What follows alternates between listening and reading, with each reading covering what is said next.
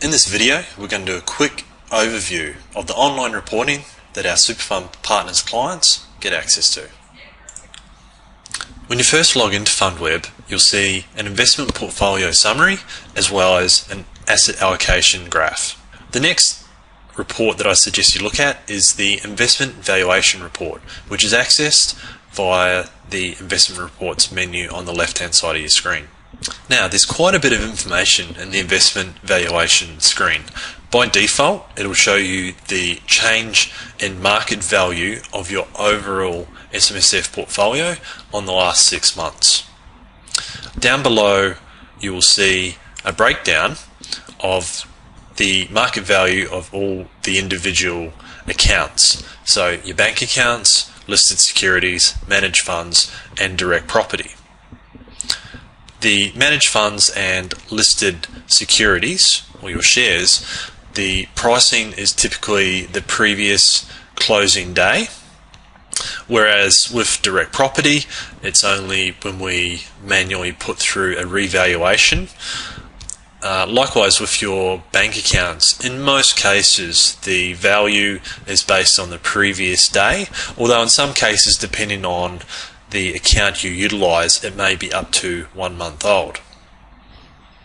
You can adjust the time period, so for example we could push it back to 24 April 2014 to give a 12-month viewpoint of the investment valuation or change in investment value.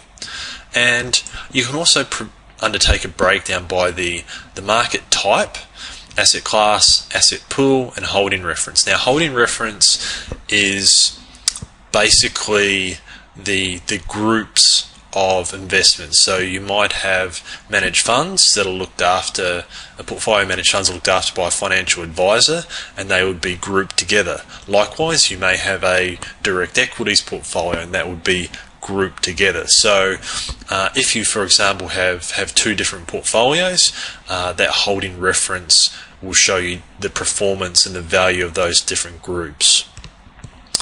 Okay. In addition, you've also got the ability to generate a PDF report, which is accessed on the top right hand side. So if I just click that now, it'll generate a report which you can view or print off. So I'm just going to bring that up on the screen, which provides the same information but in a little bit more of a user-friendly format. Okay, so the next screen that's probably key for many people to look at would be the contribution caps report screen, which once again is accessed on the left hand side.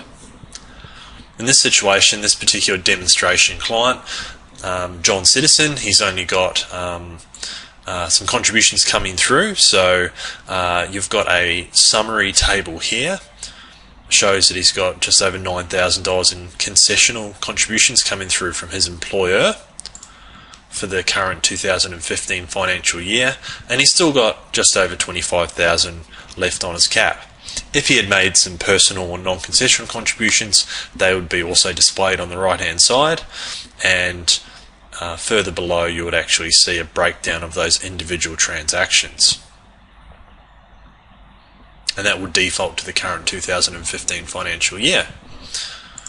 And probably the last part that a lot of our clients would like to look at would be the pension limit screen. So this screen, unfortunately, the layout is not fantastic, but what it does do, it does enable you to check to ensure that you've drawn down the required minimum pension amount. In this case, John, our demonstration client, he's only got a single pension, which is a transition to retirement pension, and we can see here that he's made drawdowns almost $9,000 for the year. However, he's got a minimum amount that he needs to draw of over $27,000. So to meet his minimum pension for the year, he's got to draw $18,000. There's a planned amount, and the planned amount in this case is exactly the same. John is only planning to take out the bare minimum 4% pension drawdown for himself. However, that planned amount could be higher than his minimum pension, but cannot be over his maximum pension. Now, a lot of you will not have a maximum pension amount, so those fields will not have a value, and they will be blank.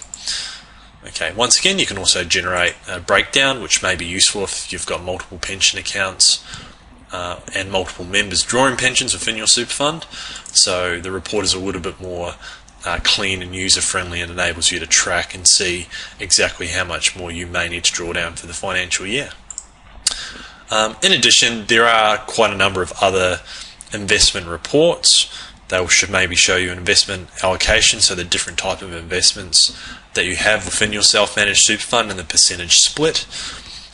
You can generate income reports to see the total income that's been generated by your portfolio, and expected franking credits to come back. So there is a lot of information, a lot of details available, and in the majority of cases the information should be up to date, so you can place quite a strong reliance on it, because it's exactly the same information that we see when we're doing your accounts on the back end. So there we have it. That's a very brief overview of driving and navigating around FundWeb, the online reports that Superfund Partners can provide. If you would like access, or if you have any questions about the information that you see when you do log in, please get in touch with the team. Just give us a call or drop us an email. We look forward to talking to you and providing you with that transparency and that overview of your self-managed super fund.